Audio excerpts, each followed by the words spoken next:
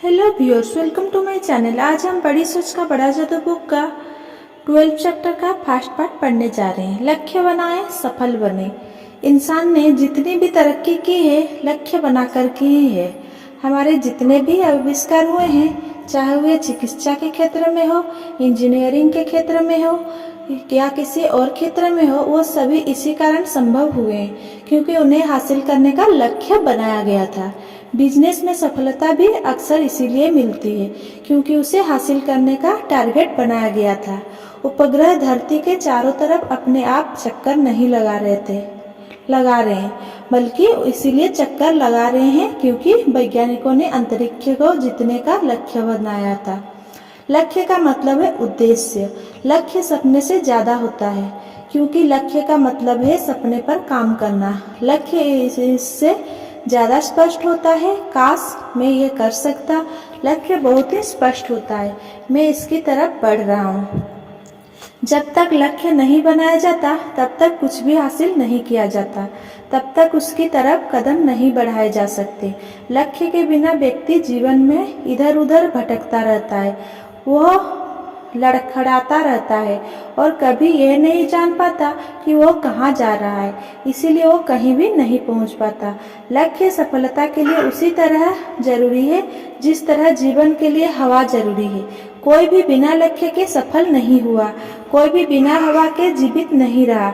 इसीलिए आप अच्छी तरह अपने लक्ष्य को तय कर ले कि आप कहाँ पहुँचना चाहते हैं। डेव महा ने कभी एडवर्टाइजिंग एजेंसी में $25 प्रति सप्ताह की नौकरी किया करते थे।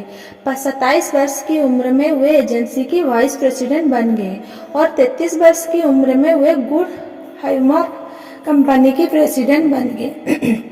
लक्ष्य के बारे में उनका कहना था, महत्वपूर्ण बात यह नहीं है कि आप कल क्या थे या आप आज क्या है, बल्कि महत्वपूर्ण बात तो यह है कि आप कल कहाँ पहुँचना चाहते हैं।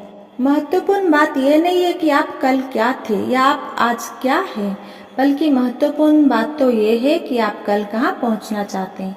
अच्छी कंपनियां अगले 10 से 15 साल के लक्ष्य बनाकर चलती है। सफल बिजनेसमैन को खुद से यह सवाल पूछना चाहिए कि आज से 10 साल बाद हम अपनी कंपनी को कहाँ देखना चाहते हैं। फिर वह उसके हिसाब से अपनी योजना बनाते हैं। नई मशीनें लगाई जाती है ताकि उत्पादन की क्षमता बढ़ सके, आज की जरूरत के हिसाब से नहीं बल्कि आज से 5 या 10 साल बाद की जरूरत के हिसाब से। ऐसे उत्पादों को विकसित करने के लिए शोध किया जाता है जो 10 साल से पहले बाजार में नहीं उतर पाएंगे। आधुनिक कंपनियां भविष्य को किस्मत के भरोसे नहीं छोड़ती। क्या आपको ऐसा करना चाहिए? हम में से हर व्यक्ति सफल कंपनियों से यह महत्वपूर्ण सबक सीख सकता है, हमें कम से कम 10 साल बाद तक की योजना बना लेनी चाहिए। आप 10 साल बाद अपनी जो इमेज बनाना चाहते हैं, आपको सबसे पहले तो अभी वो इमेज सोच लेनी चाहिए। यह एक बेहद महत्वपूर्ण विचार है। कोई कंपनी जो अच्छी तरह भविष्य की योजना नहीं बनाती, वो यूं ही चलती रहेगी। यह बीच में दिवालिया भी हो सकती है। इसी तरह जो व्यक्ति लंबे समय तय नहीं कर पाता, वो भी जिंदगी की भूल भुलैया में यूं ही भटकता रहेगा। बिना लक्ष्य के हमारा विकास नहीं होता है। मैं आपको एक उदाहरण बताना चाहता हूँ कि लंबी दूरी के लक्ष्य से सफलता किस तरह मिलती है। अभी पिछले हफ्ते एक युवक, मैं उसे FB कहना चाहूँगा, अपने कैरियर की समस्या लेकर मेरे पास आया।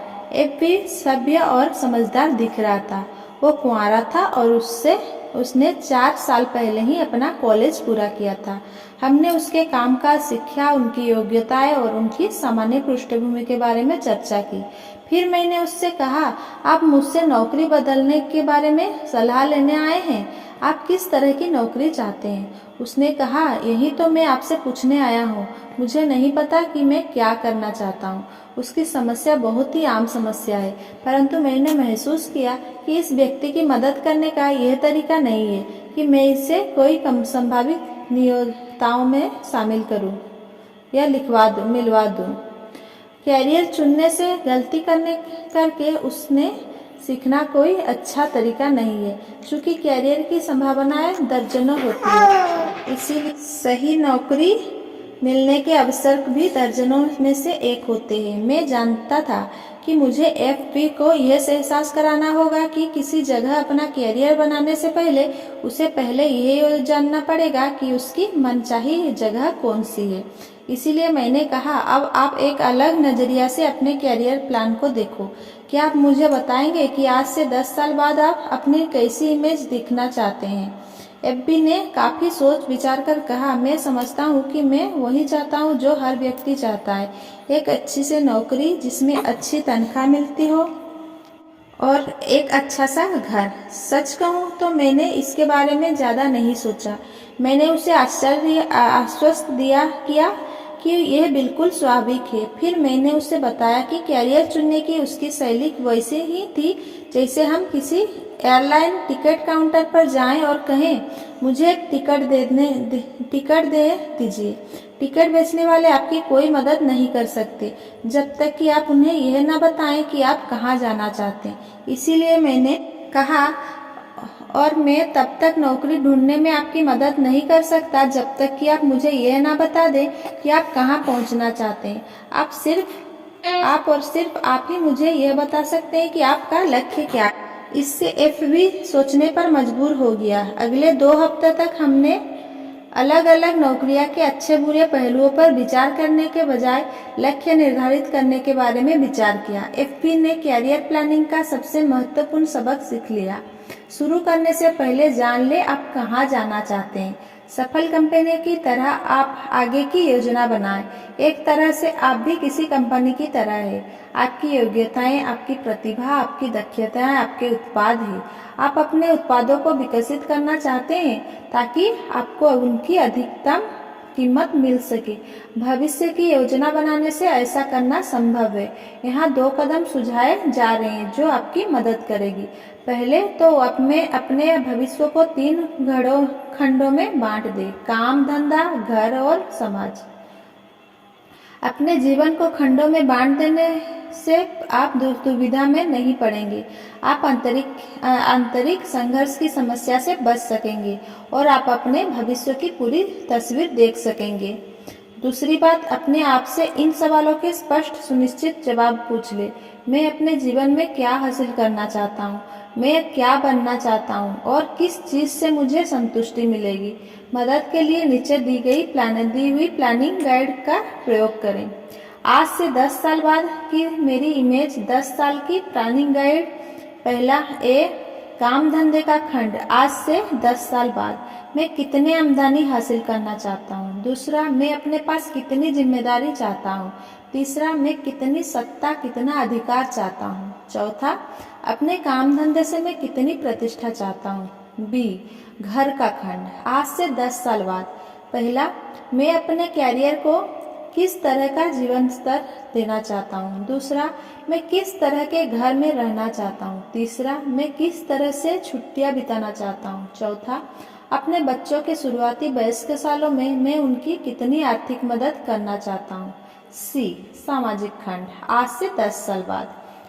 पहला, मेरे पास किस तरह के दोस्त होने चाहिए। दूसरा, मैं किन सामाजिक समूहों से जुड़ना चाहता हूँ। तीसरा, मैं किन संस्थाओं का लीडर बनना चाहता हूँ। चौथा, मैं किन सामाजिक समस्याओं को दूर करने की पहल करना चाहता हूँ। कुछ साल पहले मेरे पुत्र ने जोर देकर कहा कि मैं उसके साथ मिलकर उसके कुत्ते के पिल्ले के लिए एक डॉग हाउस बनवाऊं। मेरा पुत्र पीनट नाम के इस पिल्ले से बहुत प्रेम करता था और उसे इस पर नाज था। पुत्र का उत्साह देखकर मैं उसके लगातार आग्रह को ठुकरा नहीं पाया और इस तरह हम दोनों पीनट का घर बनाने में जुट गए। कारपेंटर की हम दोनों की समझ कुल मिलाकर जीरो थी और जो घर बना वो इस बात का सबूत था। कुछ समय बाद मेरा एक अच्छा दोस्त आया और हमारे उस डॉग हाउस को देखने के बाद उसने पूछा, तुम लोग ने पेड़ पर यह क्या लटका रखा है, कहीं ये डॉग हाउस तो नहीं है? मैं जवाब दिया। फिर उसने हमारी कुछ गलतियों की तरफ हमारा ध्यान आकर्षित किया और अपनी पूरी बात को सारांश में इस तरह कहा, तुम लोग ने कोई योजना नहीं बनाई। आजकल कोई बिना ब्लूप्रिंट के डॉग हाउस नहीं बनाता और कृपया जब भी आप अपने भविष्य की कल्पना करें तो बड़ी कल्पना करने से ना घबराएं। आजकल लोगों को उनके सपनों के आकार के हिसाब से तौला जाता है। कोई भी व्यक्ति जितना हासिल करना चाहता है उससे ज़्यादा हासिल नहीं कर पाता। इसीलिए हमेशा अपने भविष्य के सपनों को बड़ा देखें। Thanks for watching. Please like, comment, share and subscribe. Thank you.